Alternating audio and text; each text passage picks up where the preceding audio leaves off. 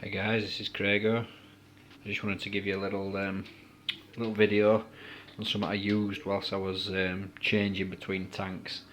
If you've seen any of my other videos up to now, you'll know that I like to try and do things as, no, I won't say as cheaply as possible, but try not to spend ridiculous amounts of money in a hobby that you end up spending ridiculous amounts of money in. I was in the process of moving from one tank to another.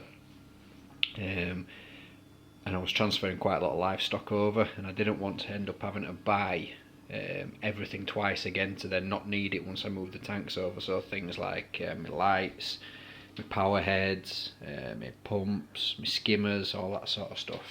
So I was researching on the internet, I was looking at pages of all sorts of stuff, and one of the main issues, I didn't want to spend a couple of £100 on a new skimmer.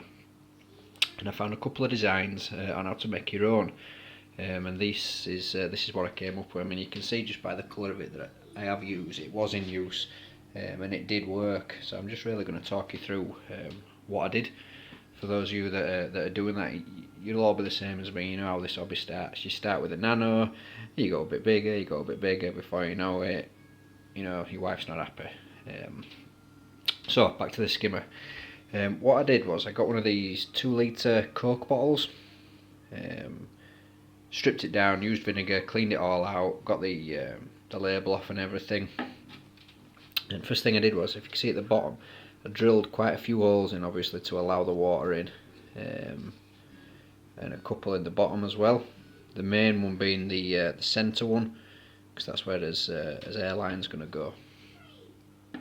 What I did then, when I got some of this pipe just from B&Q, I didn't get anything special, just the PVC pipe. I think that's, what's that now? I think that's about 20mm. Yeah, it is. It's 20mm pipe, and I used this little plastic tub that I've got here. It was something, I think it was from Wicks or something like that. And it had a load of screws and things in it. It's plastic, but it's quite a sturdy plastic.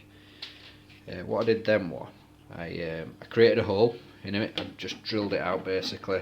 Used a stab knife, cut it out, but I made it as tight a fit as I possibly could to the pipe. Let's see if I can't remember if I glued all this on. Yeah, the 20mm one as well. I don't know if you can see, it fits perfectly. Let me just get this right for you. It says, bear with me. There we are. It fits perfectly without any having to mess about or anything into the top of the Coke bottle. So it's a dream, really. So 20mm from B&Q. What I did then was to watertight the collection cup. I put a little extended the pipe slightly with one of them fittings there that you can see. But then to get this watertight, so I want to get the skimmer going back into the tank, I just basically used a soldering iron, and I melted it onto it as best I could. Let me get it in focus for you. And then I just added a layer of PVC weld, both sides, inside and out, and it's watertight. What I got then was, I tried my best from my local fish store to get one of the wooden air stones, the one that actually creates the really fine bubbles, but could I get one? No. And I wasn't in a position where I could wait a week for it to get delivered from the internet neither, so I got one of these.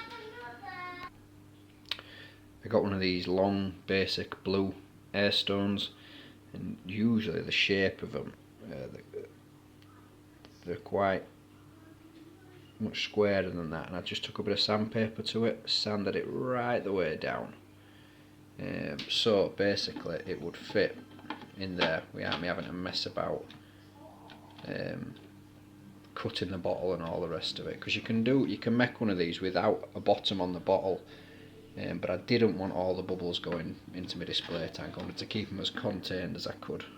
So just bear with me a minute guys, and I'll get the tube in place. So guys, you can see I've put the airline there through the bottom. That hole is as snug as it possibly could be to the airline. Fed it through, connected it to the air stone, and because I'd sandpapered the air stone down so it fitted nicely through the bottleneck, I can then take the air stone right the way to the bottom like this.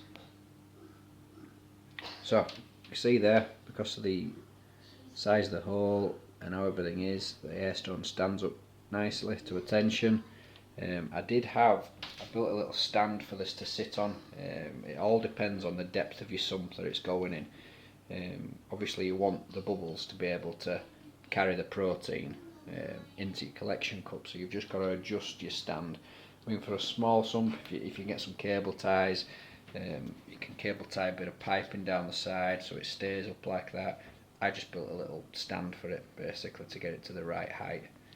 Once that's in place, I then got me this had dried nicely, fitted it like a glove, and there you go.